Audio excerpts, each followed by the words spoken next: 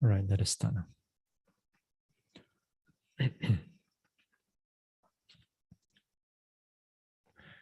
Kayena vacha chittena pamadena maya katang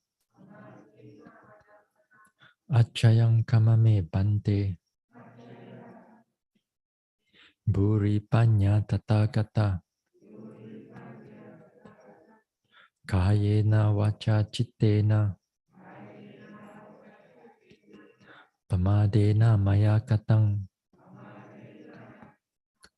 achayang kamame sangha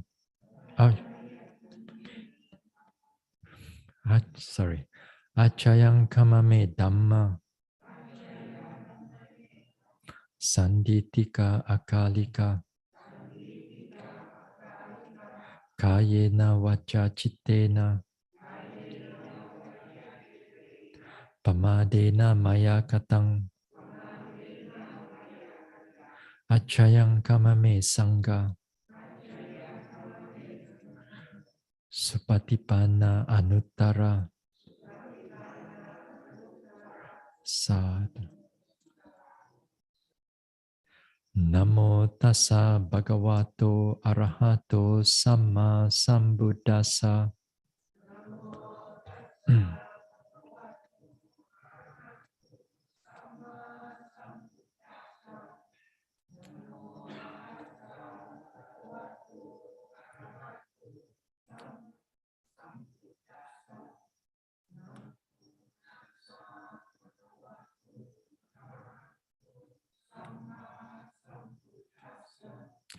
Buddhang saranang gacchami. Dhammang saranang gacchami. Sanghang saranang gacchami.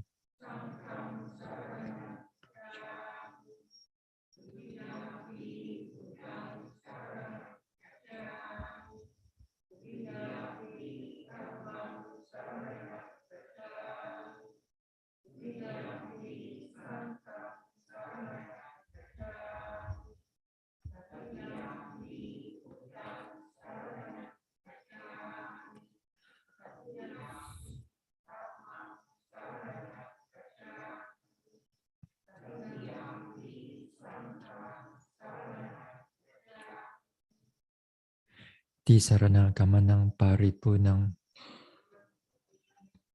panatipata veramani sikkhapadang samadhiyami.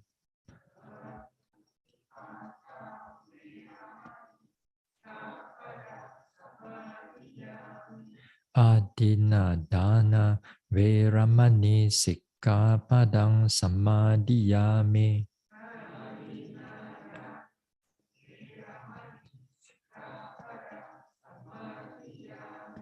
Abrahmacharya veramani sikkhapadang samadhiyami.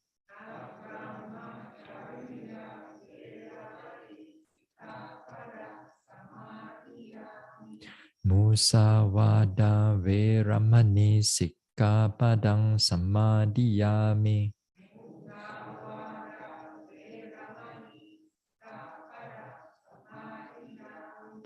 Sura meraya majja pamadatthana veramani sikkhapadang samadhiyami.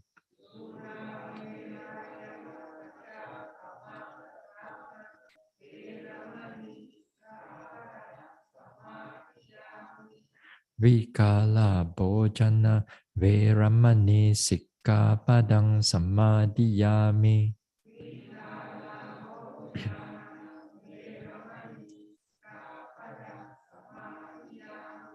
Nacha Gita Vadita Visuka Dasana Malaganda Vilepana Dharana Mandana Vibhusanatana Veramani sikkhapadang samadhiyami.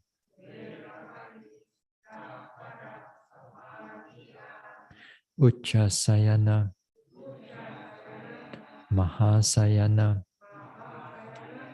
Veramani Sikkapadang Samadhiyami.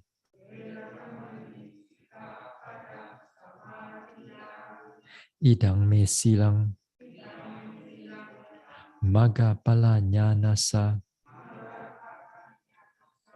Pachayo Hotu Appamadena Sampadeta Sa.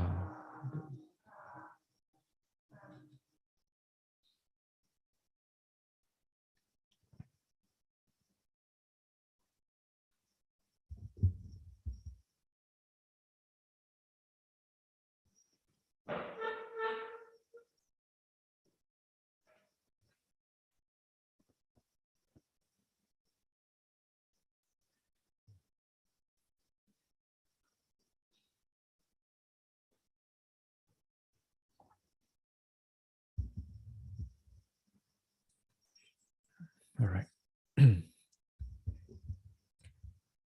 That is Sudam guided Maranasati. Contemplation on death.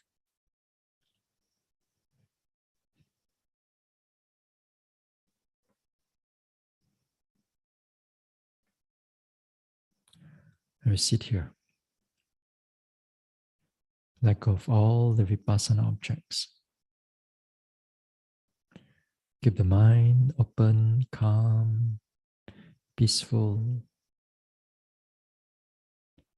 Let the body relax. Let the body relax. Free from all the tension, tiredness.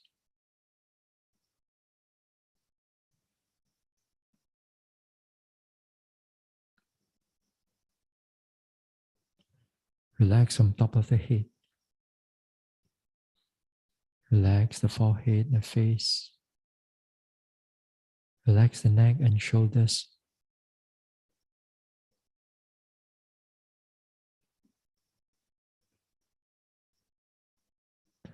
Relax the arms, chest, stomach area. Relax the spine, relax the back. Down to the hips, down to the buttocks. On the thighs. On the calf, the knees, ankles, the soles and toes. Relax the whole body.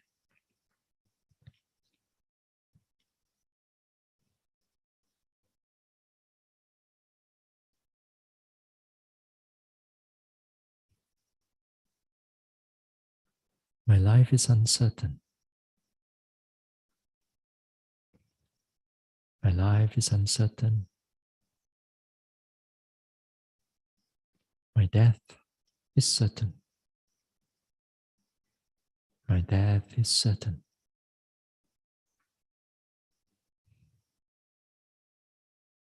My death was sure to come.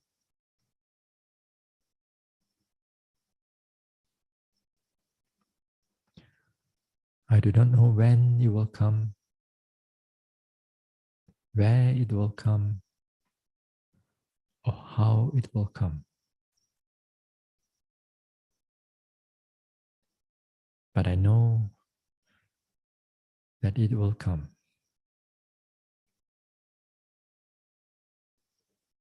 As long as I am in this samsara, I will surely meet with death. I will not be able to run away from death.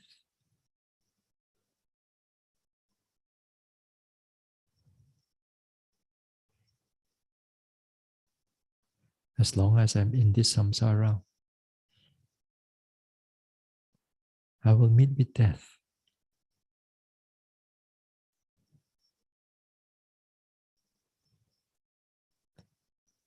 I will not be able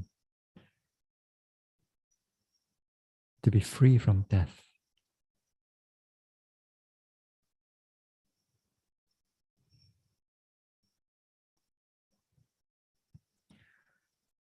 When death comes,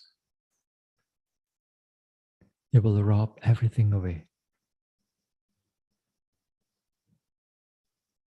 Whatever my possessions, my wealth, my loved ones,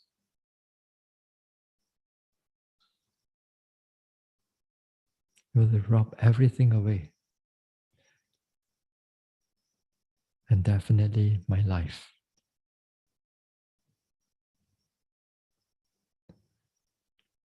So today I make the utmost effort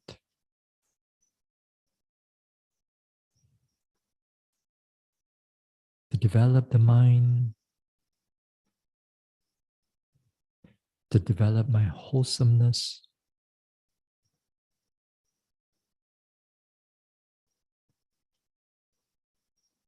to develop dana, sila, bhavana,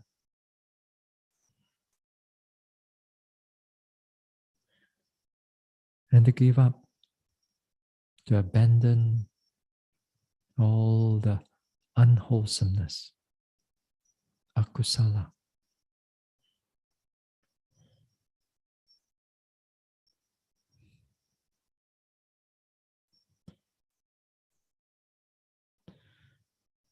So that today I make the utmost effort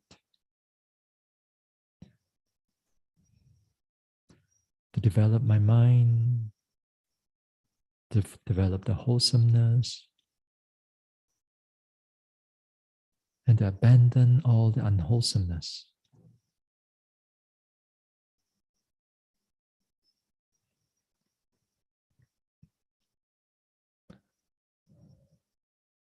My life is uncertain. My life is uncertain.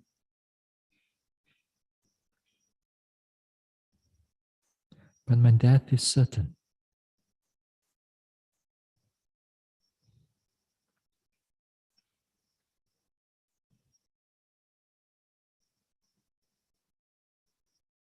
I do not know when it will come, where it will come, or how it will come.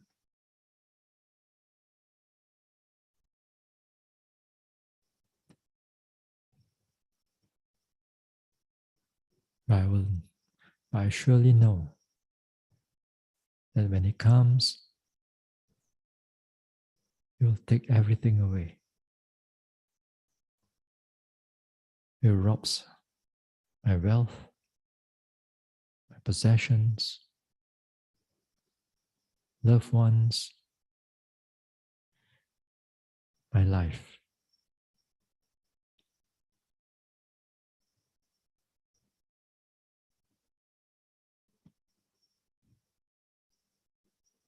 Before death comes,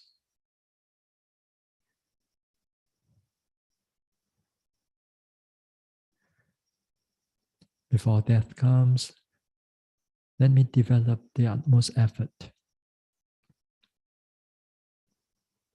develop the mind so that I can be free from all this cycle of birth and rebirth, free from the clutches of death.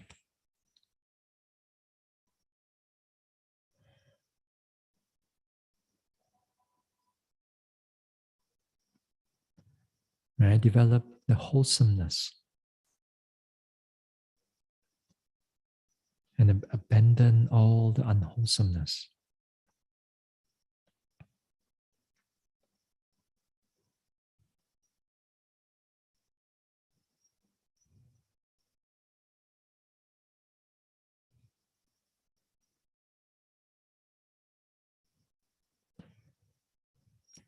All the people around me, whether they are my fellow yogis, teachers, monks, nuns, whether my loved ones or my enemies, or to all those whom I do not know. For they too subjected to death. Life is uncertain. Death is certain to all of them.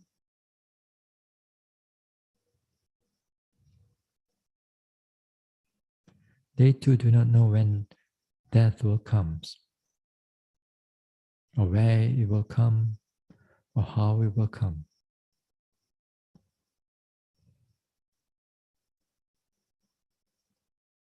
When death comes, it will rob everything away.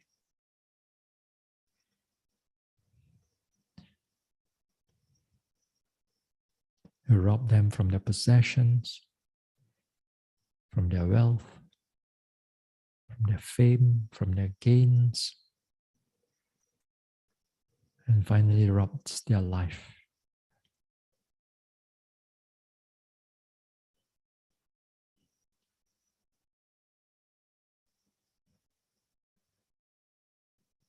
Reflecting on that too,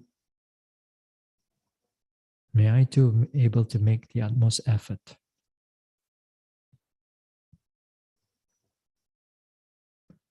May I able to make the utmost effort to stir up the mind,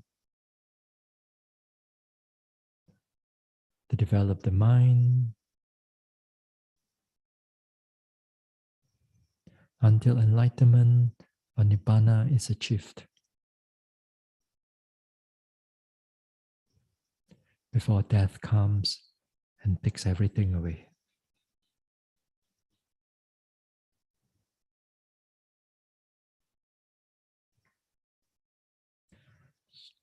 So today I arouse the sense of urgency. An urgency to develop the mind, to progress until the enlightenment is seen or realized.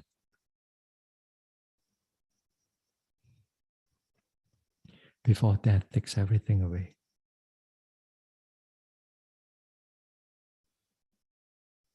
So my life is uncertain. My death is certain. Life is uncertain and death is certain. Life is uncertain and death is certain.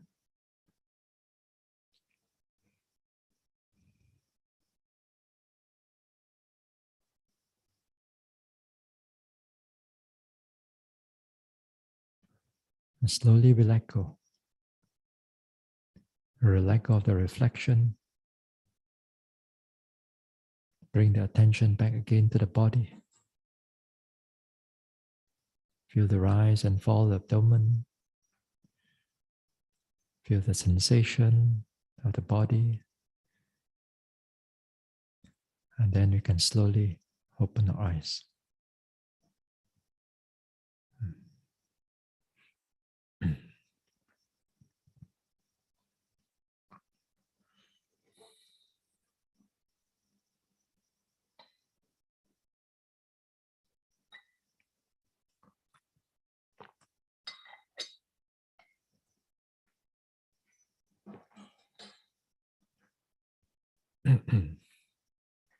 Right.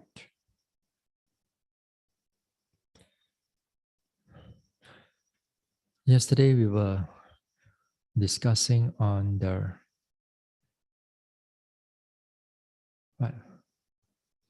pain. Yes, pain, unpleasant bodily feelings. That is it. That the unpleasant bodily feelings. Even sometimes there are devotees or there are practitioners. Even before they start off with this meditation, they already have certain type of wrong idea or wrong views or wrong thinking. They attach to a view that life is already dukkha, is full of suffering. What for we come to meditation and we see more suffering? To them, it seems very logical. After all, we want to look for calm and peacefulness and happiness. But we don't realize that all these things is just another moha or delusion is connected with all this type of so-called logical thinking. Yeah. We don't realize that what is behind it. What are those attachments and craving behind it?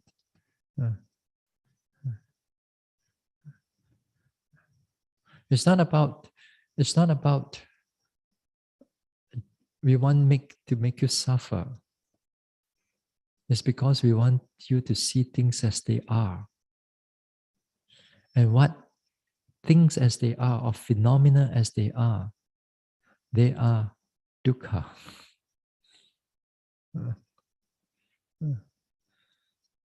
So when we do not want to see what is dukkha, we do not want to see what is dukkha, we think we know what is dukkha because we go through a daily life of all these problems and that problem. We see people dying, we see people get sick, and so on. We see ourselves dying, we see ourselves getting old.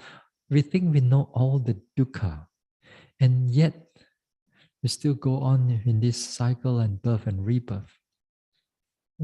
We still really do not know. So here the first thing, as I said, the perception or the thinking itself is really preventing the yogi from seeing the truth. And there are many people like that. So hopefully you're not one of it. The next one, as I said, there are again perception on paying attention to the dukkha. When you're paying attention when you're walking or when you're sitting, especially sitting, then when the pain comes in, sometimes certain yogis, they tend to do it in this way. They tend to not. And then they want to make it to go away because they want things to happen as what they want, not to see them as they are. They really have that sort of thinking. Because of that sort of thinking, it prevents you to note to see the true nature of the pain, the true nature of the dukkha. Yeah? Then there are also yogis, as I said, they are only tolerating the pain. Although they can sit with the pain for a number of hours, but they are not watching the pain. They just only sit there and grit their teeth and wait for the time to finish, up to the hour or 2 hours. They're not really doing anything. They feel triumph when they come out from it because it feels good, 2 hours you can sit. Now the other yogi, another type of yogi is when they take up these painful feelings, they don't want to see the painful feelings. They don't want to see the painful feelings because they know that when you pay attention to the feelings, to all these type of feelings, the feelings can be overwhelming, very strong, very to see them as excruciating, very painful. So with that experience, sometimes they didn't note their fear. They didn't note their they didn't note their fear, or they didn't note their aversion that comes together with it, with the pain. Then they sort of like becoming a habit. Then it gets stuck into them. So in the future, when they meditate, the whole mental habit comes in. The moment they touch, the pain arises, fear or aversion arises. Then what they do is that they try to keep the pain far away mentally, So when you pay to make this thing far away, you actually not scrutinizing the pain anymore. When you don't scrutinizing in the sense of paying attention to what is going on, then that time you're not seeing the pain as they are. You may be a bit mindful there. Not to say that you're not mindful, but you're not sharp, you're not precise. You just let it be like that. And sometimes this type of method, there are some Vipassana centers to teach you to do like that. I've seen this before. When it comes to pain, just be there with the pain. Just like, sayang the pain. Be nice with the pain. Like that. Just accept, accept with the pain. You totally accept the pain, but you're not scrutinizing what is the true nature.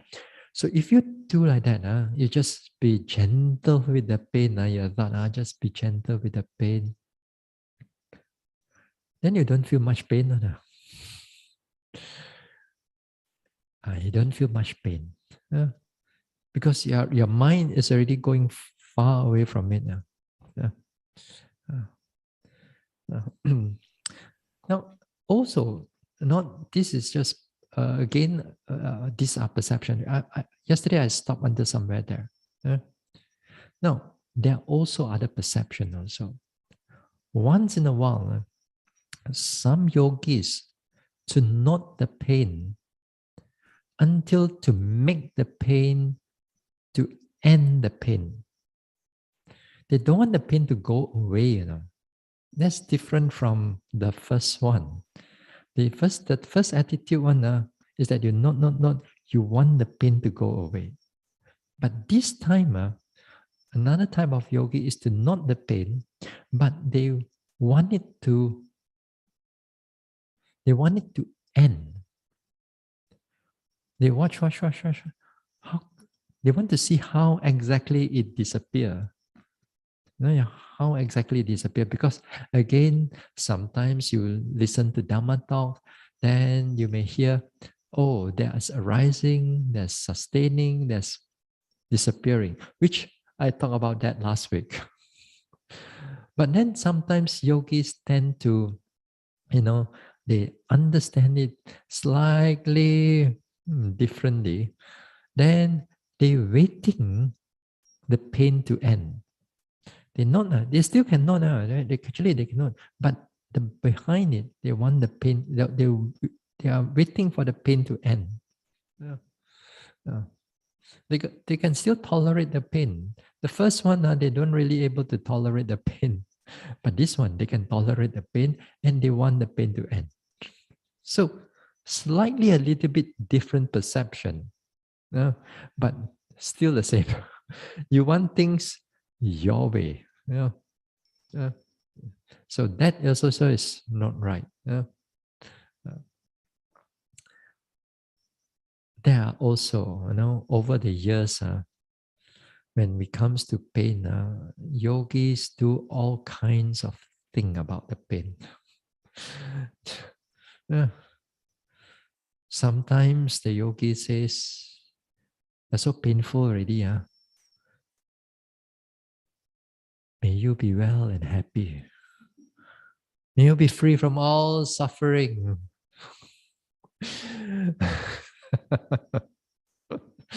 No, they tell the pain like that. They put in a way that the pain is like a being like that. Then may you be free from suffering. May you be happy. May you be well. As I said, this one is just like you're putting a a plaster onto it. Just to don't want to feel the pain. Once in a while, there are yogis doing it. Even I mentioned this also, they will do it also. Yeah. So, so one of these things. Another thing. Another thing about normally with the pain is that Sometimes when the yogis don't have much experience with this vipassana meditation, and then when they come in, they meditate with this one, with the pain arising. Yeah. Then they feel that they are very attached to their bodily health. They are attached to their bodily health and the bodily well-being. They're afraid that this type of pain will give them some form of injury. Yeah. Once in a while, there are doctors come to meditate. You know, not to say all, I know, but once in a while I meet with this thing because they are so involved and day in, day out, involved with all this bodily pain, all these bodily diseases and so on, and with their whichever particular their discipline. Yeah. So to them, it is so strong that whenever you have pain, it means bodily problem already. Yeah, it means bodily problem already. So you must not go through all this type of pain because pain means problem. Yeah. Pain means problem. And then they're attached to whatever they have, then they cannot shake away from this type of perception, very strong perception in them because it's their career. I mean, they're dealing with these type of things. Yeah? So, so here, with that, and also of course there are also devotees, also of yogis, also tend to think of their numbness or their pain here and there is because of their nerve problem, because of their blood problem, because of get stuck here and there. All this concept. All this concept, and you will definitely think of this one way or another when pain becomes excruciating. You begin to think of it when it becomes excruciating. Before that, just before that, when things are good and clear, you can still note it very nicely, very clearly. When it passed through the threshold already, then you see the thoughts all coming up. That also you have to learn to manage them. Yeah? And I know a number of you can manage the first part. You can note the part because the pain is not that painful yet. You can still able to tolerate. Yeah? But the next part is when you pass through that threshold, when your thoughts begin to have a lot of thinking, a lot of all kinds of thinking coming in. You be careful. This part also sometimes it can form certain habit. As I said, if those people who are fearful with the pain, if you don't check on it, then it becomes a habit. Another part over here also, this part also is where sometimes yogi also tends to move the body in order to release the pain. It may not move a lot, but just uh, just just a little bit, just to move. Okay, just put it down. And suddenly you can feel the whole leg got sensation again. Sometimes it gets a lot of numbness. Your finger touch also no feeling anymore. Uh, yeah, we tend to do that once in a while also. Yeah, and then the problem is that if once in a while you do it, it's not really a problem. But the problem, it becomes a habit. It becomes a habit in the future sitting. Every small little pain, you don't like it, and therefore the first thing, subconsciously, you will move the body. Yeah, you will move the body. Yeah, just to release that pain. Yeah. Now, if you are a beginner into this meditation, which we don't expect you to be right now, you are not supposed to be a beginner right now. You cannot, beginner supposed to come in from the first day of the retreat. Now, but The word beginner is very subjective. Even sometimes they attend a few retreats. They think that they already attend a few retreats, but they are still very much a beginner. Anyway, in the beginning part, tolerating the pain is very difficult. Yeah. Why? Because the mindfulness is not strong. It's not because you don't have enough patience.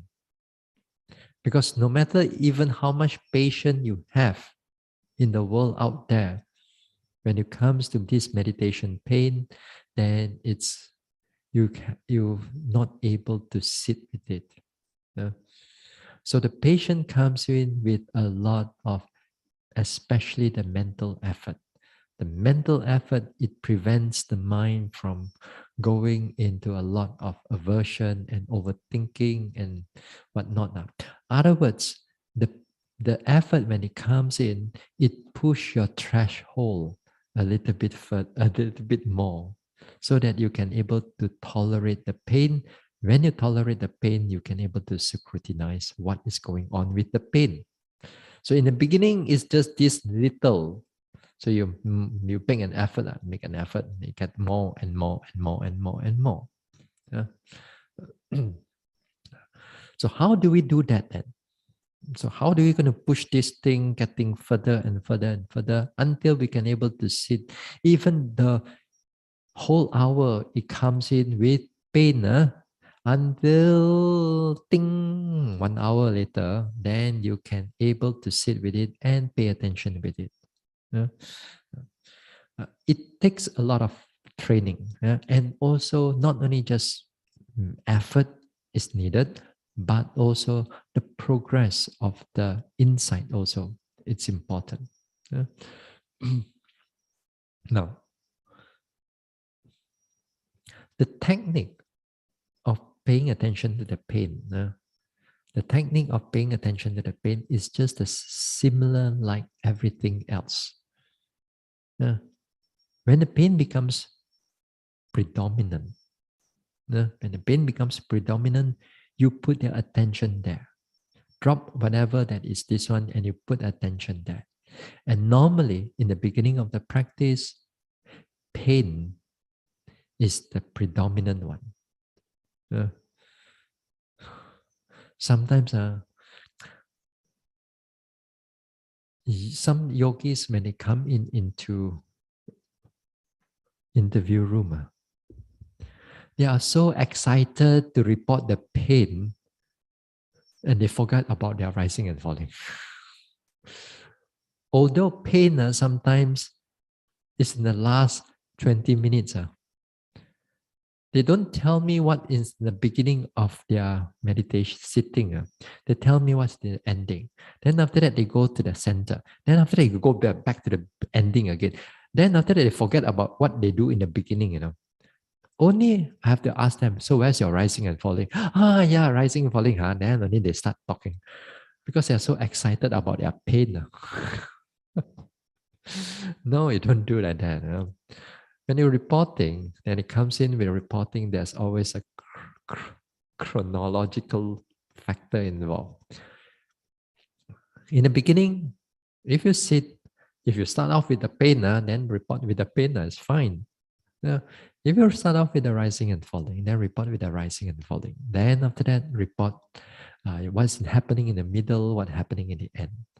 Generally, at least we know how's your progression of your meditation take place within that particular hour, more or less. Yeah? So, so here, back to the pain again. So the pain becomes predominant. Your job is to drop everything and pay attention to the pain. Now, there are two parts of noting the pain. This is called two parts of noting the pain. But in the beginning part of it, as I said, the first thing is that we learn to accept the pain as it is. Yeah? Before even we note the pain, we have to learn to accept the pain as they are. A lot of people, they reject the pain because of whatever their wrong perception that is already connected in the, which I've talked about it.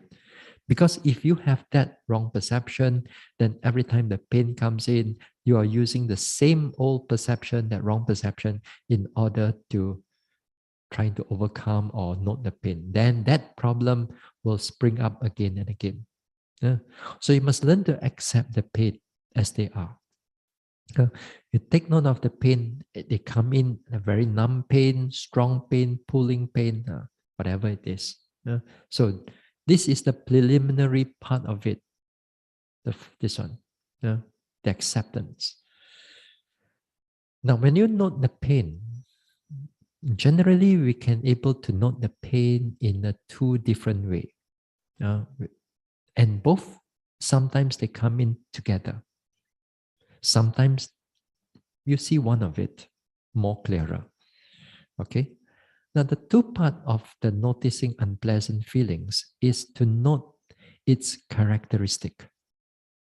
Okay, to note its characteristic. That is to say, although it's unpleasant feelings, but there are different types of unpleasant feelings.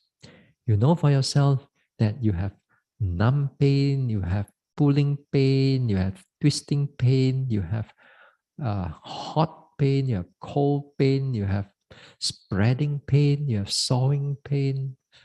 There's so many types of pain. Now, this is called the characteristic of the pain, of the unpleasant feelings. So you pay attention to those things. Get yourself used to it. Get yourself used to it that this type of pain do arises. Okay. The second part of it is to note its changes. To note its change. The change can be quite as simple as it's growing more and more and more and more and more. It's changing. But the thing is that when we don't accept them, we feel very difficult. But it's the nature. Its nature is to change. So the change, one of it is it gets more and more and more. Sometimes that particular pain, it gets from more, it gets less, less, less, less. But that is quite far and few in between. Usually it's more, more, more, more for you to see. But there are times you will see it will come to its peak, very painful, you able to, and then it slowly finish off. So with all these things, it happens, it's called the change of what is going on. So you pay attention to it. Now, the changes sometimes also, it can be like, it is not stagnant in one area. Sometimes within an area, it goes more, it goes less. You see, it's that particular characteristic. Now, sometimes it spreads. Sometimes it spread to one place, sometimes it spread as you feel that it's like it's moving around. It's moving. The same type of pain is moving. And that also, it's characteristic that you pay attention to how it's going on. Okay? Another characteristic is that it changes from one pain to another pain. It changes from one pain. Sometimes you note one pain, pulling pain, then pulling pain. After that, it goes into a numbing pain. So from a numbing pain, it goes to another type of pain. Because here is where your mind can able to differentiate from one pain to another pain. And that is crucial. That is important for Vipassana. So you pay attention to how the whole thing is going through. Then the pain may not just be at the leg, but can be also at the back, can be itchiness also actually, which is also unpleasant body feelings. So sometimes you may notice the pain around the leg area. You can see that this is a certain type of pain. Sometimes the pain goes to the back area or sometimes the spine area. That is also another type of pain, but it can be excruciating. Sometimes you meditate, certain pain you can tahan, you can know, when certain special pain come in, you collapse. Just collapse. So sometimes that particular pain can be very painful. Then if the pain moves around here and there, it moves around here and there, usually you can able to tolerate the pain. Usually. So this is how basically we pay attention to the pain. You take note of its characteristic, then you take note of how it changes. Sometimes the characteristic is quite clear. The changes may not be so clear. It just stay there very strongly. Very strongly, it just stay there. So if you stay there, you just keep on noting it. You keep on noting it. Sometimes it grow more, sometimes it grow less. But sometimes certain pain, although it can be strong, you pay attention to it, but then it got not much activity there. You watch it, and then, wabo. I mean, what is going on, Just stay there only. At that time, other words, you're not too interested with the pain anymore because there's not much activity there. So if it's not much activity there, although it can be still painful, then this time you better switch to another object. Because if you don't switch, then the mind is not going to pay more attention to it. After that, then it starts to go into a lot of thinking already. So if there's activity and it can still able to hold your attention there, then fine, then pay attention to it. If not, then let it be, and it goes to another this one. Go to another object. Now with the pain also, sometimes pain comes in. You feel it very painful, and you pay attention to it. You thought that you're going to die very soon because it's so painful.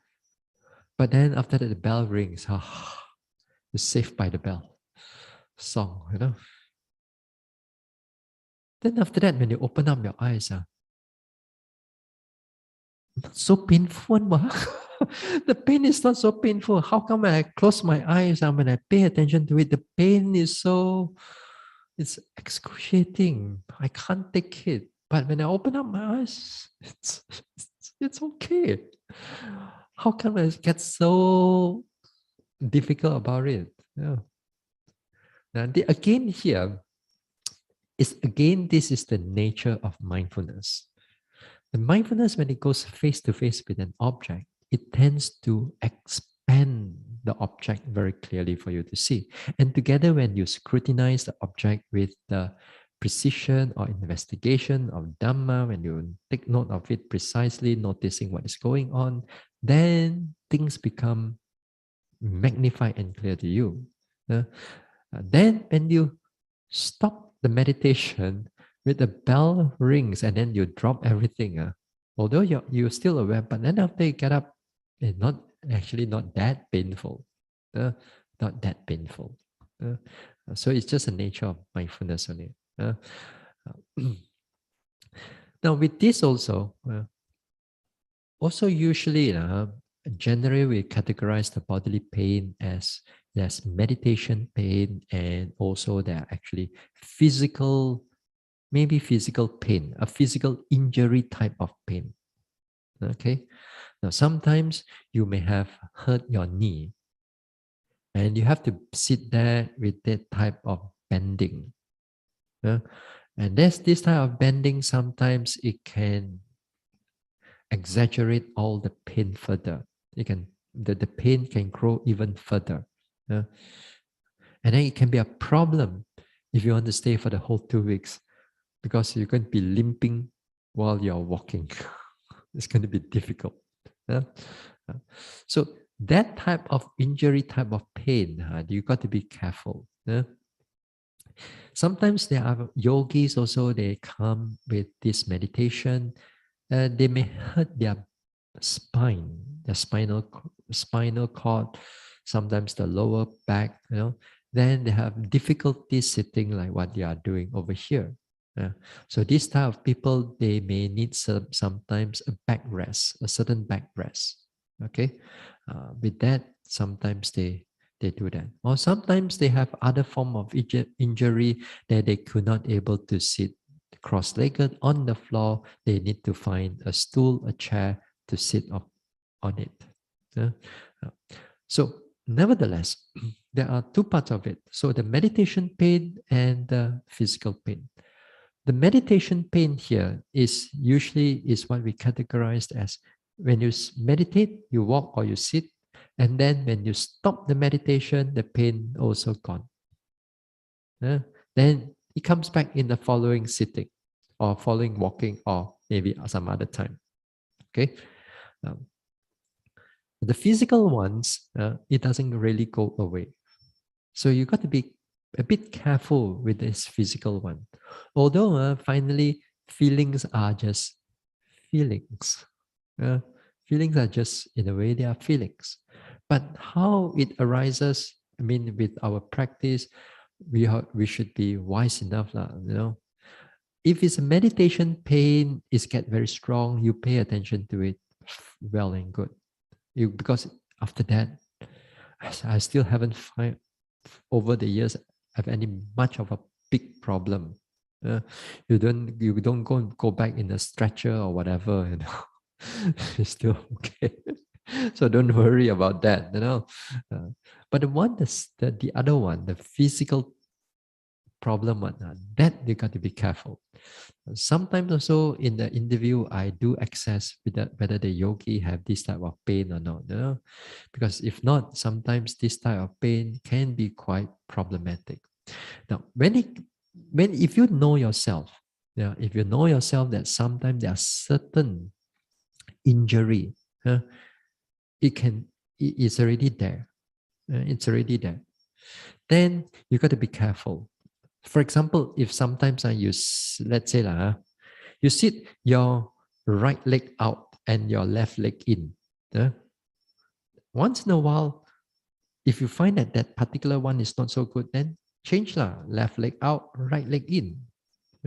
Sometimes with that a little bit minor of changes, it's already able to relieve certain physical pain. Sometimes also, if this type of sitting may not be suitable to you, sometimes even people change to another type of maybe squatting down with a sitting bench.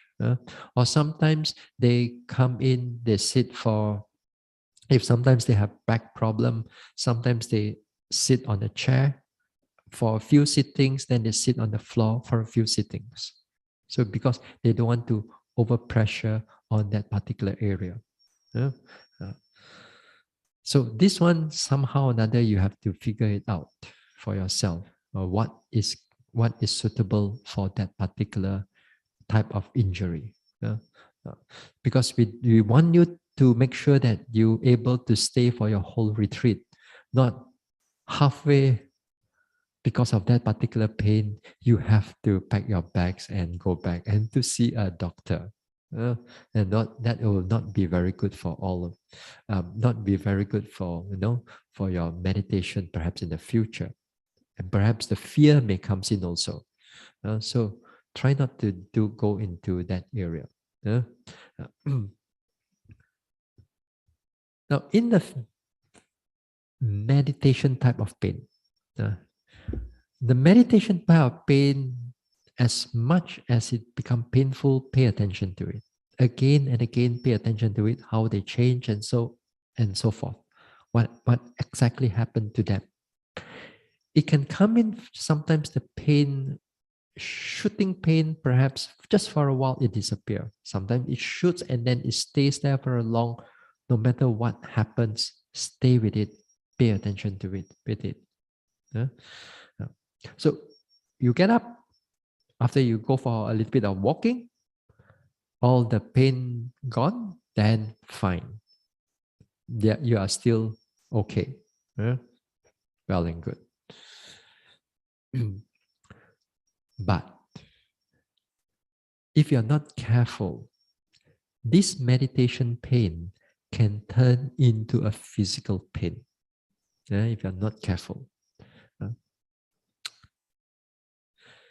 I ask yogis to sit 1 hour walk, 1 hour sit. But there are yogis doing 2 hours walk, not much of a walking meditation. This is a recipe for physical injury. Or if it's not a physical injury, then it's a mental problem. Not the problem getting mad. Problem is can become some because of something not mindful anymore. You got to be careful. Now, let's look into how sometimes certain pain can turn into a physical pain. One part is that when they sit too long, they keep their mind firmly, sit and grit their teeth there, and they push on it. Although they get up, they feel good, but they don't realize that the pain is already developing there.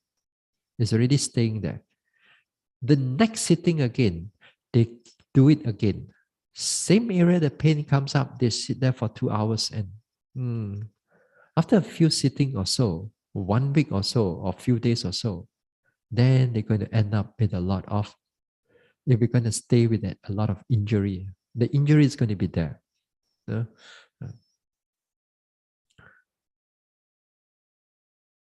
So that one, you got to be careful.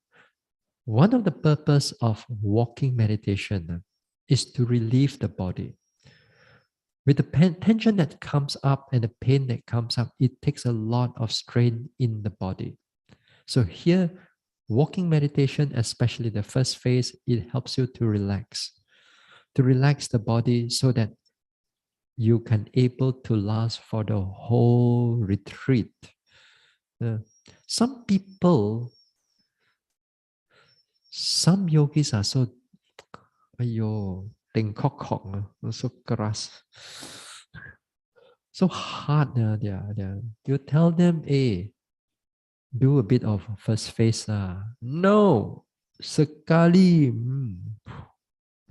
Slowly, you end up with a lot of tension. Sitting with so much pain already sometimes. You get up and then you don't want to relax and then you quickly you do into that. You end up with a lot of problem. Tell them to walk 1 hour. They already like half an hour. They want to go and sit already. That is another problem, which I'm going to talk about it in a short while also. So here, the pain that we do not want you to becomes from just a meditation pain to a physical pain. So don't sit too long. Just enough 1 hour, get up. The second type of how physical meditation pain turns into a physical pain. Another one is where the pain, when you sit, it happens at that same area every sitting. It happened every sitting.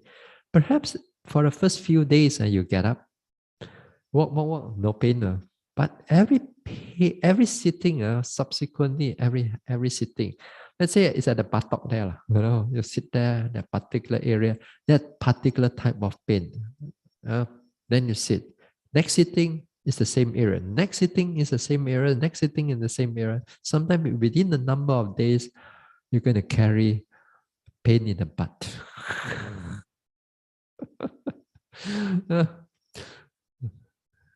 And this time also, it's good for you to either to change your cushion a little bit or to change the position of your leg a little bit. Then it's just to relieve that area away. Once in a while, if you go into a long retreat, these type of things you may see that in the long-term yogis. I've seen this before in myself. because I become more smarter already. After one or twice, I know already. It develops into actually a physical pain. Uh, really a physical pain.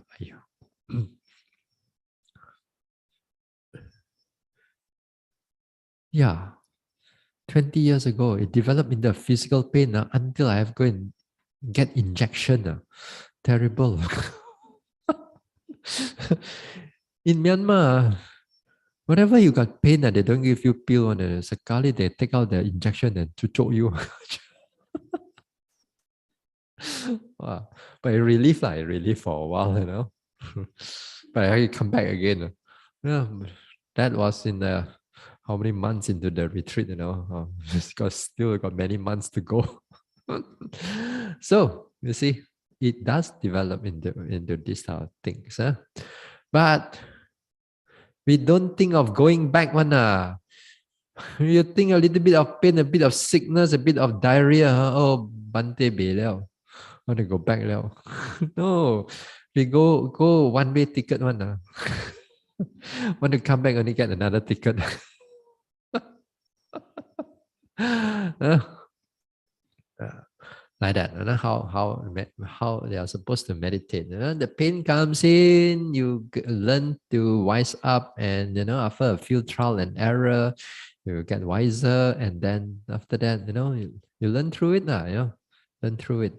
So all these type of things, we have to be careful because here we are in. Some of us are in a long retreat. If you're here for the 2 weeks only, perhaps it's not so much.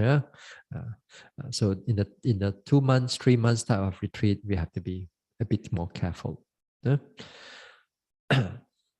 Now,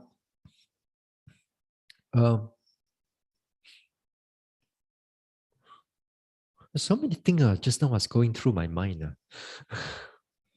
about pain. But anyway, this is what I'm trying to say.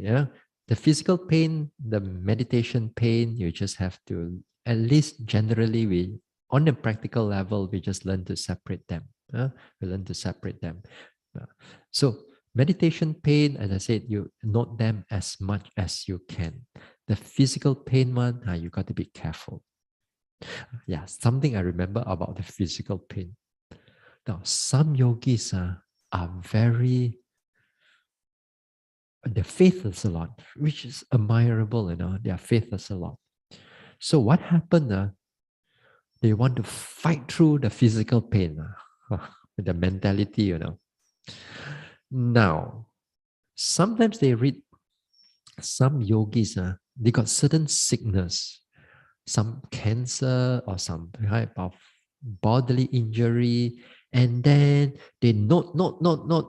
The book is only one way telling you. It's not a conversation. But the book is, they read, they do this vipassana and so on and so forth. And then all the cancer cured, all the problem cured. So many years I have that problem, then cured. I mean, what I'm trying to say, not to say that it is not true, but how many percent is true? Maybe this one is only about, let's say, 1,000 yogi, maybe 2 or 3 only. That means, let's say, or maybe it'll give you a little bit more, 5%. If let's say 100, maybe to 2 or 3% of the yogi only like that. A lot of yogis don't go through that. You got cancer, okay? If you got cancer, again, you see, if your ulterior motive, if your motive is just to cure your cancer using vipassana, and if you want to do that, not to say it's not admirable, but again, here, your motive is still very worldly. Although it's suffering, we understand that. I know it's suffering. But I've seen people when they cure their cancer, when they cure their diseases, after that they don't come back to meditate anymore. They give up. 搞了嘛, I mean, because that is the whole motive to come for Vipassana and just to cure that particular cancer. And then they wrote down there in the books. They tell people. So if you don't able to see through all these type of things, you thought that Vipassana is a Dhamma therapy. And you do that, and that's it. Whereas Vipassana over here, what we are doing is to actually to get out of this cycle of birth and rebirth. The cancer is just the ikan bilis only. Although it's problem, it's just only the small little fish only. We want the big one. Ending of the samsara, ending of death and birth and death, not just only the thing only. So sometimes we have to see a little bit more further than that. So as I said, it may not happen to every yogi that you come for Vipassana is going to cure your cancer, cure your diseases. There are chances it may happen. I'm not saying totally zero because I've met with people before who actually this thing cured. Yeah, this thing cured. But but let me put it this way. Whatever problem that you have, whether mental or physical problem, if you can still meditate, keep meditating. Because that, if you keep meditating, then whether it's cured or not cured, perhaps Nibbana is able to attain. If it cured, then well and good lah, Nibbana is still able to attain.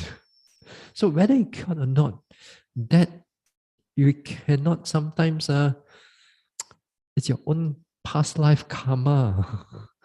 How are you going to change that sometimes? Not say all of them, but sometimes your past life karma, you're going to bear with that particular problem, that particular disease. No matter how much vipassana you're going to have, no matter how much enlightenment you're going to have, it's going to overcome that problem. Hey, the Buddha also got sickness one, Not to say none. So, as I said, we never know. Nevertheless, this physical pain, as I said, just keep pushing through, right? Now, this is one thing. Now, what is the next thing on the pain also is that how we can able to sustain the pain better, clearer, and stronger. As I said here, is the effort. It's the effort that builds up that mindfulness, and we need that a lot of effort because not only just develop that mindfulness, but it's also prevent the aversion from coming in, because that is the nature of patience. It prevents, as I said, 2 or 3 days ago, as I said, one of the 4 types of supreme effort or the right effort. One of it is to prevent the unwholesomeness from arising. Right? One of it is prevent the unwholesomeness from arising. So to prevent means, in other words, your pain is still there and your anger is still not in yet. Yeah. Your anger is still not in, your aversion is not in yet. So you can able to drag it out for a longer period of time. So what do we do? So where does effort, how to arouse a lot of effort? Again here, through walking meditation. And the walking meditation here is specifically on the slowest walk. Your slowest may be 3 phase, 4 phase, 5 phase, doesn't matter. As long as you pay attention to it precisely. That area, when you pay attention to it precisely, clearly, it develops a lot of effort. It develops a lot of effort. Then, precisely noticing at that thing, and also the second one is how much time you spend into it, into that noting of the lifting, pushing, dropping, or the slowest phase that you do. That one also is crucial because some yogis, they don't like to do this lifting, pushing, dropping, or they don't like to do walking meditation at all. So when they do that, every time pain comes in, their whole mind collapse. Cannot take it. When it comes with all kinds of thoughts and thinking. So if you notice that you're sitting, a lot of pain, so this time you better buck up with your third phase walking meditation and spend on it a little bit longer, sometimes like half an hour up to 40 minutes if you can take it. Yeah. Uh, it's up to about that. And then the first 20 minutes or so, learn to relax the body. Relax the body first. Relax, lifting, right step, left step, lifting, push, lifting, dropping, Learn to relax the body. As you begin to slow down, and that time you pay close attention to what is going on. With that, you do it for a few times in the walking, then you go in the walk, during the sitting, when the pain comes, you can able actually to withstand the pain for a longer period of time. Not to say that from, you can withstand 5 minutes, suddenly you can withstand 1 hour. No, not so fast. Maybe from 5 minutes, you can withstand for 15 minutes. 15 minutes, it can go into longer and longer and longer. Yeah, it's not a miracle, So it's going to be a little bit before all the aversion before it comes in. So you pay attention to it. You take note of your walking meditation, and that is a very crucial part. The second part, the second area, it's where you're noting of your daily activities, especially when the body is in the relaxed position.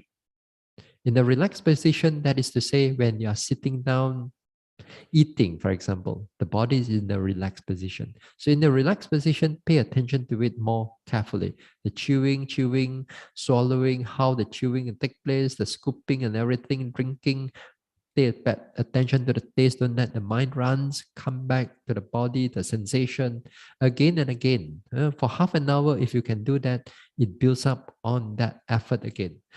And then with all these things also, sporadically, a little bit here and there, in the daily activities, you pay attention to a bit more precisely. A little bit more precisely, just for 15, 20 seconds, 30 seconds, or even 1 minute. Then after that, you go a little bit faster. Then you slow down again on some activity, like opening a door. Just go do it slightly more slower than before. Pay attention to how you touch, warm, cold, the pressure, and so on. Take note of those things. Then after that, then you do a bit faster. Perhaps you want to sit down onto the bed. Then you note intention to sit. Then slowly you're going down. Something like that. You see, all these small little things that you pay attention to, it builds up upon it. So when it comes to your pain, then you can able to tolerate the pain a longer period of time. And then here you can able to see what the changes of what the pain is going through. This part here is going to turn a lot of things. In fact, not only you are able to note what is going on, but the faith, the confidence that you're able to note the pain also increases. Because from fear, sometimes you dare not watch it, then it turns into, hey, actually I can do it. But of course, maybe for a period of time, but you're still happy. You know that you are doing longer than before. You know that you are doing something. This is how we build up a little bit by little bit. So we take note of this type of way of how we note the pain.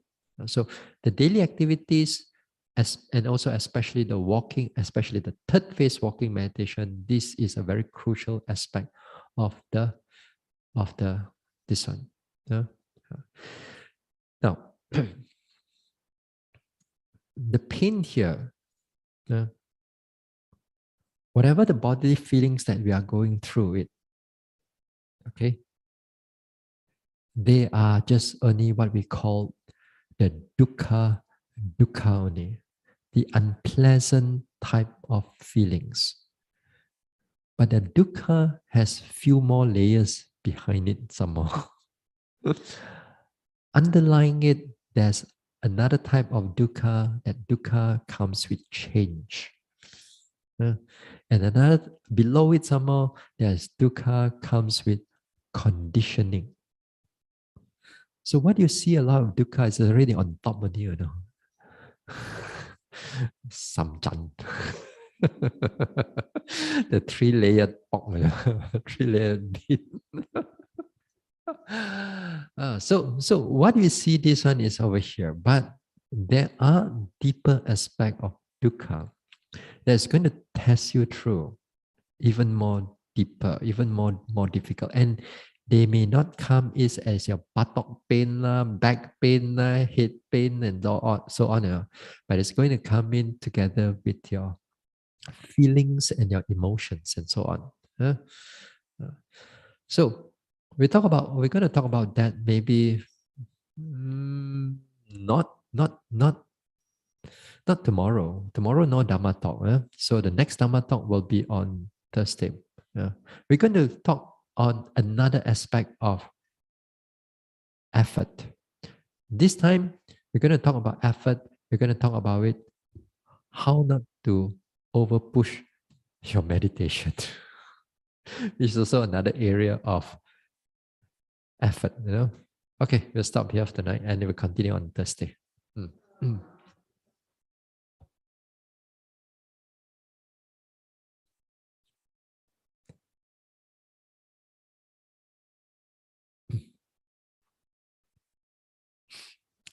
Idang may bawanang nibanasa pachayo hotu. May my mental cultivation be a condition for the realization of Nibbana. Imang no punya bagang sabba satanang dema. We share these merits with our departed ones, with all beings and all the devas. Sabbe satta sukhi hontu anumodantu. May all beings be happy. May they rejoice in these merits. Sadhu, sadhu, sadhu.